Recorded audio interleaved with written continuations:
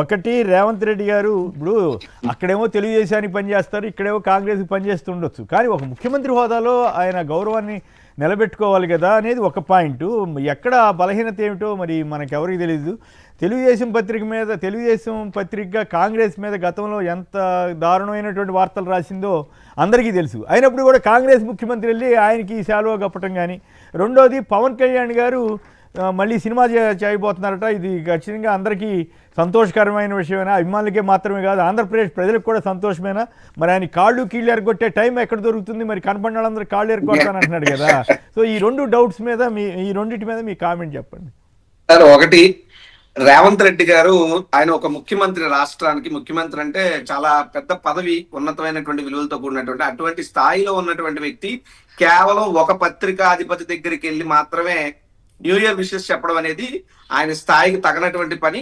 ఆ యొక్క ముఖ్యమంత్రి పదవిని ఒక రకంగా అగౌరవపరిచారేమో అన్నటువంటి అభిప్రాయం నాకైతే కలుగుతా ఉంది. ఎందుకంటే పత్రికాధిపతులైనా మరొకరైనా ఏదైనప్పటికీ కూడా ప్రజలకు సంబంధించినటువంటి సమస్యల మీద మాట్లాడటమో చర్చించడం అంటే అది ఒకటి అనుకోవచ్చు. కానీ ఒక న్యూ ఇయర్ విషెస్ చెప్పడానికి వెళ్ళడం అంటే అంతకన్నా ఆయన తక్కువ చేసుకునేటువంటి పరిస్థితి ఇంకోటి ఉండదు. రెండోది, చంద్రబాబు నాయుడు గారికి ప్రతి పార్టీలోనూ ఆయనకో టీం ఉంటది. BJP original BJP, C BJP, Congress original Congress, C Congress, లేకపోతే ఇంకో పార్టీ. అందులో ఎక్కడైనా సరే చంద్రబాబు నాయుడు గారు అది చంద్రబాబు నాయుడు గారికి మాత్రమే సాధ్యమైనటువంటి మేనేజ్మెంట్. మొన్న ఉదాహరణకు రేవంత్ రెడ్డి గారు తిరుపతి వచ్చారు. తిరుపతి వచ్చినప్పుడు ఇతర రాష్ట్రాల ముఖ్యమంత్రులు, ఇతర రాష్ట్రాల గవర్నర్లు, కేంద్ర మంత్రులు, ప్రెసిడెంట్ ఆఫ్ ఇండియాలు కూడా తిరుపతి వచ్చినటువంటి సందర్భాలు అనేక ఉన్నాయి. కానీ రేవంత్ రెడ్డి గారు వచ్చినప్పుడు మాత్రం ఆ కనబడినటువంటి తెలుగుదేశం పార్టీ మంత్రులు, తెలుగుదేశం పార్టీ పూర్వపు మిత్రులు, ఆ కలయిక, ఆ అలైబలై, అసలు అలాంటి అలైబలై కాదు.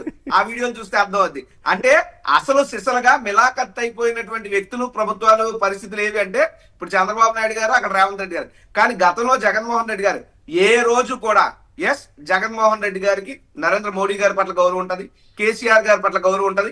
వారికి కూడా జగన్మోహన్ రెడ్డి గారి పట్ల గౌరవం, ప్రేమ, అభిమానం ఉంటాయి. తప్పేం లేదు. రాజకీయాల్లో ఉన్నాం, ప్రజా జీవితంలో ఉన్నాం. ప్రజల కోసం పనిచేయాలంటే పొరుగు రాష్ట్రంతోనూ కేంద్ర ప్రభుత్వంతోనూ సత్సంబంధాలు ఏర్పరచుకోవాలి. అంత మాత్రాన దాని రాజకీయ కోణంలో చూడటం అనేటువంటిది, లేదా రాజకీయాల కోసమే మేము చేసామని చెప్పడం అది తప్పు. జగన్మోహన్ రెడ్డి గారు గౌరవ మర్యాదలుగా వ్యవహరించారు తప్ప ఇంకోటి కాదు. ఎక్కడా కూడా జగన్మోహన్ రెడ్డి గారు ఉన్నప్పుడు ఆంధ్రప్రదేశ్ రాష్ట్రానికి పొరుగు రాష్ట్రం వల్ల ఇగో ఈ ఇబ్బంది కలిగింది, అప్పుడు జగన్మోహన్ రెడ్డి గారు మౌనంగా ఉన్నారన్న చరిత్ర లేదు.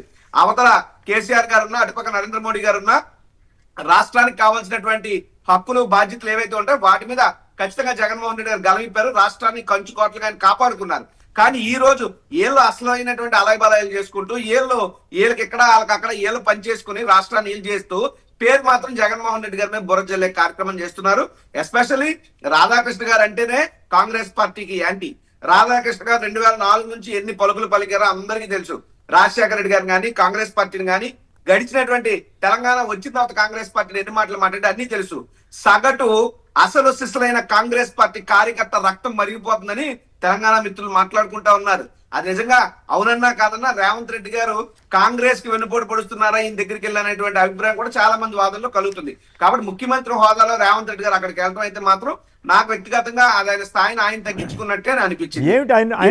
ఏమిటి ఆయనలో ఉన్న ఆయనకి ఏంటి అంత బలహీనత? అంత ముందు కూడా ఒకసారి వెళ్ళి కారు దగ్గర నిలబడిన తీరు ఇవన్నీ కూడా విమర్శలకి దారి తీసినా కూడా మళ్ళీ ఇట్లా ఎందుకు చేయాల్సి వచ్చింది? గౌరవం ఉండొచ్చు, ఫోన్లో మాట్లాడుకోవచ్చు, లేదు ఆయన్నే సీఎం ఆఫీస్కి తీసుకెళ్తే తప్పేం కాదు. కానీ ఈయనే వెళ్ళి రావటం, ఇంకా ఈయనతో పాటు మరి కొందరు వెళ్ళటం, ఇవన్నీ ఏదో బలహీనత ఏమన్నా రేవంత్ రెడ్డి గారిలో ఉందంటారా?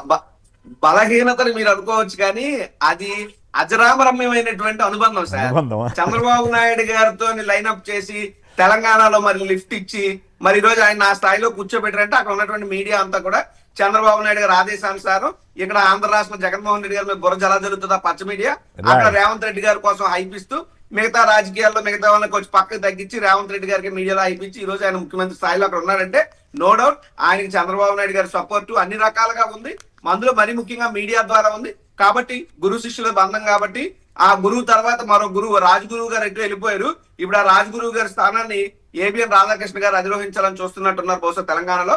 అందుకనే ముఖ్యమంత్రిని, ఎందుకంటే ఎందుకు మీకు చెప్తున్నానంటే అంతకుముందు రాజగురువు గారు ఉన్నప్పుడు, అదే మన రామోజీరావు గారు ఉన్నప్పుడు సాక్షాత్తు కేంద్ర హోంశాఖ మంత్రి కూడా రామోజీరావు గారి దగ్గరికి వెళ్ళిన కలిసిన సందర్భాలు ఉన్నాయి.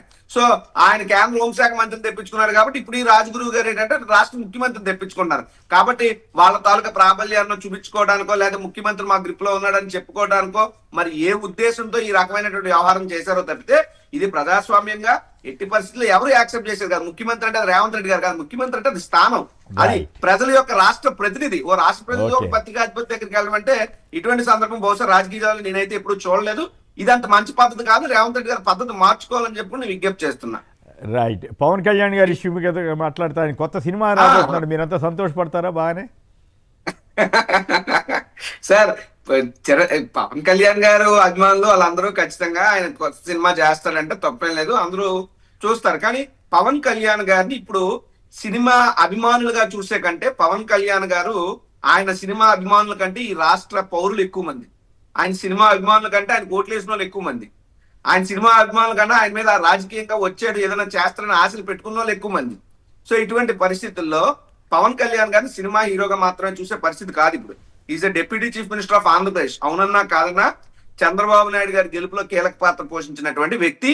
చంద్రబాబు నాయుడు గారు జైల్లో ఉన్నప్పుడు రోడ్లెక్కి నానా హంగామా చేసి పొత్తును ప్రకటించే దగ్గర నుండి ఆయన గెలిచే వరకు ఆయన కోసం ఒక కార్యకర్తలా పనిచేసినటువంటి వ్యక్తి పవన్ కళ్యాణ్ గారు. అటువంటి పవన్ కళ్యాణ్ గారు ఈ రోజు అధికారంలో ఉన్నప్పుడు ప్రజా సమస్యల మీద దృష్టి పెట్టి తనను తాను ప్రూవ్ చేసుకోవడానికో తాను ఇండివిజువాలిటీ నిరూపించుకోవడానికో రాజకీయాలు చేసి ఉంటే బాగుండేది. కానీ ఎంతసేపు చంద్రబాబు నాయుడు గారికి ఒంగొంగు దండాలు పెట్టడం, చంద్రబాబు నాయుడు గారి కోసం వాళ్ళ కార్యకర్తలు కూడా మీరు ఇంకా కొట్టించుకోవాలి, మీరు ఇంకా తిట్టించుకోవాలి, మీరు ఇంకా ఇబ్బందులు పడాలి, అవన్నీ ఉంటే కానీ మన మైత్రి మాత్రం ఇలాగే ఉండాలని చెప్పి ఓవరాల్ గా చంద్రబాబు నాయుడు గారికి లొంగిపోయినప్పుడు రాజకీయంగా చేయడానికి పెద్ద పనే ఉండదు. ఏ పని చేయాలన్నా 2-3 సందర్భాల్లో చెప్పాడు కదా, నేనేదో మాట్లాడగలను, ఏ పని చేయాలన్నా చంద్రబాబు సంతకం పెట్టాలి, చంద్రబాబు గారు పర్మిషన్ ఇవ్వాలి, నేనైతే సీఎం కాదు, అలాగే నేను సీఎం అవ్వాలనుకోను, 15 ఏళ్ళు చంద్రబాబు నాయుడు గారు ముఖ్యమంత్రిగా ఉంటారు. ఇంత క్లారిటీగా ఆయన పొలిటికల్ కెరీర్ ఆయన కొంత ఇంకో 15 ఏళ్ళ పాటు కేవలం పవర్ ఎంజాయ్ చేయడానికి తప్పితే ప్రజలకు న్యాయం చేయడానికి పవన్ కళ్యాణ్ వ్యక్తి రాజకీయాల్లో ఉన్న మనిషి కాదు. కాబట్టి ఆయనకి ఏంటి, ఆయన ఉన్న సినిమా ఫీల్డ్ ఎన్ని సినిమాలు తీసుకోవాలి, ఏ విధంగా డబ్బులు సంపాదించాలి, ఏం చేసుకోవాలన్నటువంటి ఆలోచన. నిజంగా ప్రజా సమస్యల మీద పరిపాలించిన నాయకుడు అయితే ఆ రకంగా సినిమాలు చేయడు. గతంలో ఎన్నో రకమైనటువంటి విమర్శలు వచ్చినాయి ఎంతో మంది మీద.